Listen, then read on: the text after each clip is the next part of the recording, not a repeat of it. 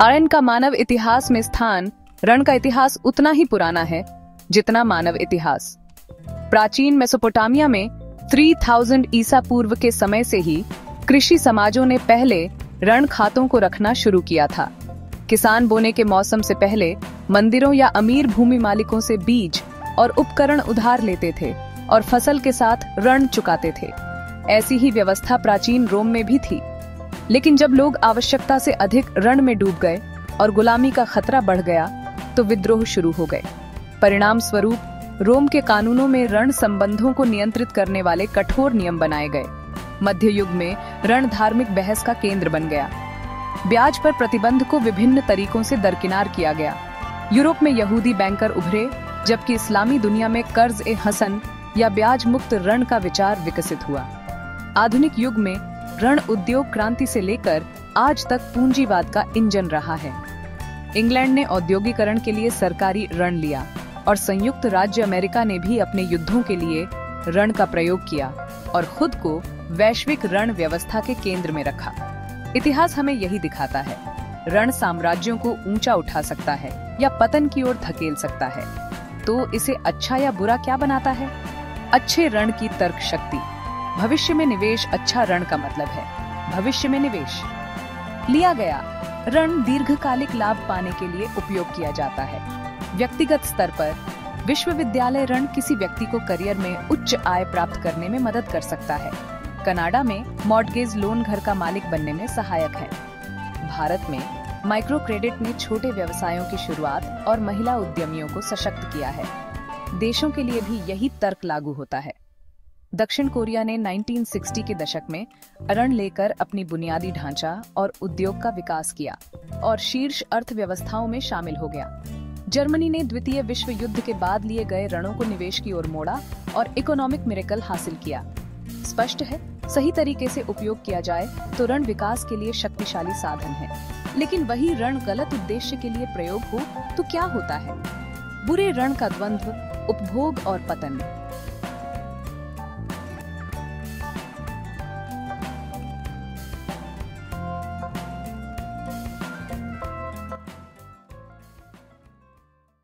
बुरा ऋण केवल उपभोग के लिए खर्च होता है, उत्पादन के लिए नहीं। अमेरिका में लाखों लोग क्रेडिट कार्ड ऋण में संघर्ष करते हैं।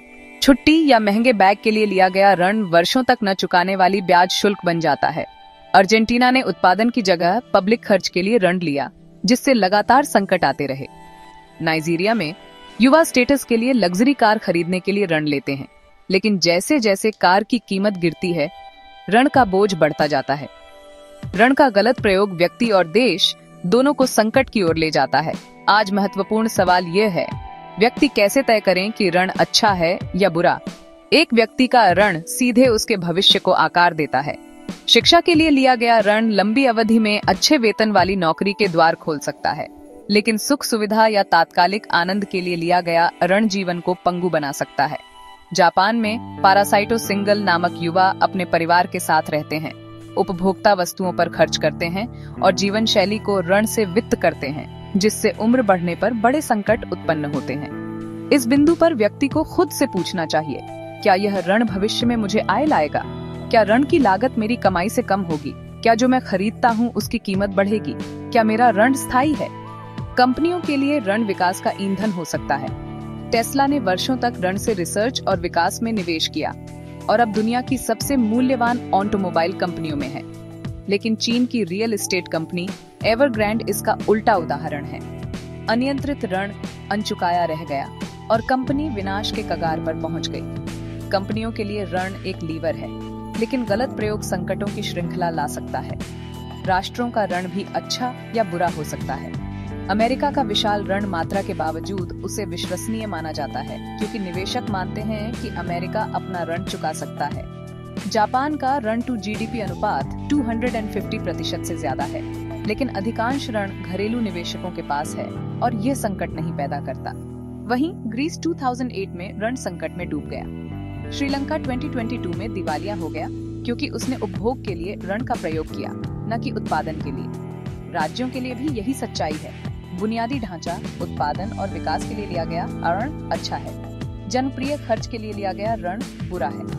ऋण मुद्रास्फीति को भी प्रभावित करता है। अच्छा ऋण उत्पादन क्षमता बढ़ाता है और कीमतों को स्थिर करता है, लेकिन बुरा ऋण केवल उपभोग बढ़ाता है। लैटिन अमेरिकी देशों में उच्च मुद्रास्फीति का मुख्य कारण उत्पादन के बजाय उपभोग पर केंद्रित ऋण है। उदाहरण के लिए यूरोपीय यूनियन के ग्रीन डील के तहत फंड किए गए ऊर्जा प्रोजेक्ट्स जिचैंगची कीमतों को संतुलित कर सकते हैं। उत्तरी साम्राज्य ने 19वीं सदी में लिए गए ऋण का समुचित प्रयोग करने में असफल रहा।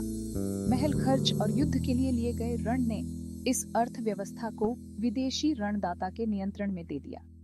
दूसरी ओर जर्मनी ने 1953 में लंदन एग्रीमेंट के तहत ऋण का पुनर्गठन किया और उत्पादन पर फोकस किया। जल्द ही वह विश्व की सबसे मजबूत अर्थव्यवस्थाओं में से एक बन गया।